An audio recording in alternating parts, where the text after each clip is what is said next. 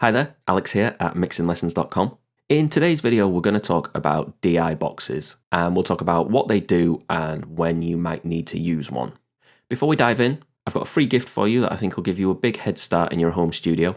It's a free EQ cheat sheet, a free compression cheat sheet, and a free vocal recording guide. And you can get all three by heading over to mixinglessons.com/free-downloads.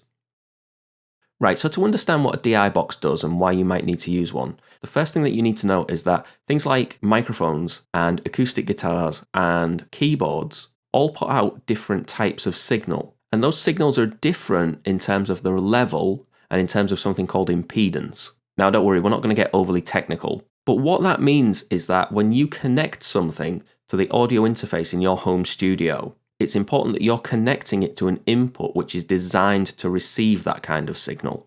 Now, with modern interfaces, it's increasingly common that you will have dedicated inputs for each of the different kinds of things that you're connecting to your interface. So often you will have a mic input to receive the kind of signal that a microphone puts out. You will have an instrument input which is there to receive things like an electric guitar or an electric bass or an electroacoustic guitar. And you'll often also have a line input, which is designed to receive the signal from an electric piano or a keyboard or a drum machine, for example. But what do you do if you don't have the inputs that you need? Let's say you want to connect an acoustic guitar, but you don't have an instrument input. Or let's say you want to plug an electric bass, an electric guitar, and an electroacoustic guitar directly into the interface, but you only have two instrument inputs and all the rest are XLR inputs for microphones. Well, this is where a DI box comes in. What a DI box will do is it will convert whatever signal you put into it into a low impedance mic level signal. Now, that is the kind of signal that the XLR inputs on your interface are designed to accept. The problem is something like an electric guitar or an electric bass or an electroacoustic guitar produces a high impedance instrument level signal. So if you want to connect one of those instruments to your interface, but the only thing you have available is an XLR input designed for mic level signals, then by connecting the instrument to a DI box and then connecting the DI box to your audio interface, not only does it give you the correct physical input to actually connect the instrument to the interface, but it converts that high impedance instrument level signal into a low impedance mic level signal. So it allows you to send the signal into the interface correctly. The same goes if you want to plug in something like an electric piano. A DI box will take the signal that's output from that electric piano and it will convert it to the low impedance mic level signal that you need to present to the XLR mic input on your interface. Now, something else that a DI box does is it also converts unbalanced signals to balanced signals. So in audio, we have balanced signals and unbalanced signals. A balanced signal essentially rejects interference like humming or buzzing, whereas an unbalanced signal doesn't. And so there can be times where that's really useful as well. So how do you use a DI box? Well, it's really straightforward. You simply connect whatever it is that you want to record, so an electric piano, a drum machine, an electroacoustic guitar, an electric bass, and you connect that to the input on the DI box. And then you connect the output from the DI box to your audio interface, or whatever it is that you want to send the signal to. Could be a mixing desk, could be a preamp. Now, something to be aware of with a DI box is that they can quite often be susceptible to humming or buzzing noises, and these are caused by what are known as ground loops.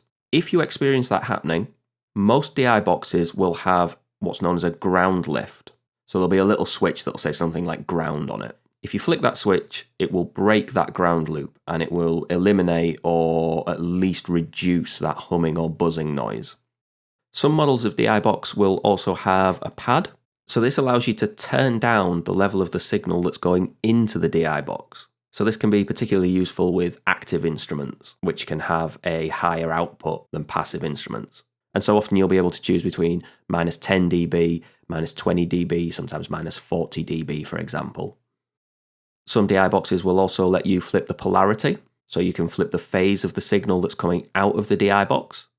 You can get DI boxes that have multiple channels, so a single channel or sometimes a 2-channel DI box are probably the most common, but you can get sort of a rack-mountable 8-channel DI box if you want to.